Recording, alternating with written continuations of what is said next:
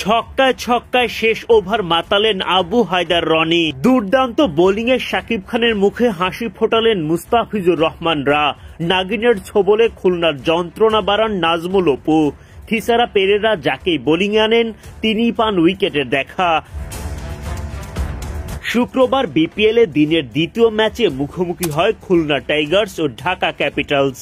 Toss জিতে খুলনাকে ব্যাটিংয়ে পাঠান ঢাকার কাপ্তান থিসারা পেরেরা। অজি তারকা উইলিয়াম বশিষ্ঠকে সাথে নিয়ে দারুণ শুরু করেন দেশি নাইম শেখ। যদিও ইনিংসটা প্রত্যাশা অনুযায়ী বড় করতে পারেননি নাইম।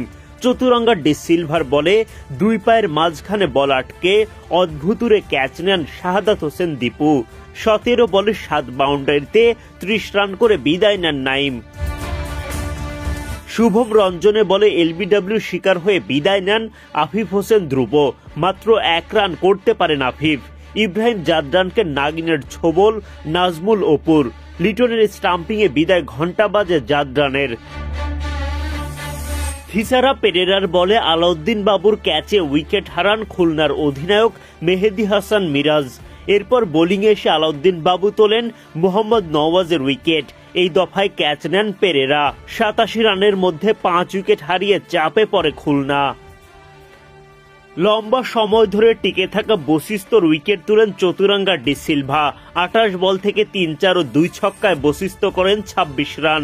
এরপর মাহিদুল ইসলাম অঙ্কন, জিয়াউর রহমানরা এগিয়ে নিয়ে যাওয়ার চেষ্টা করেন খুলনাকে।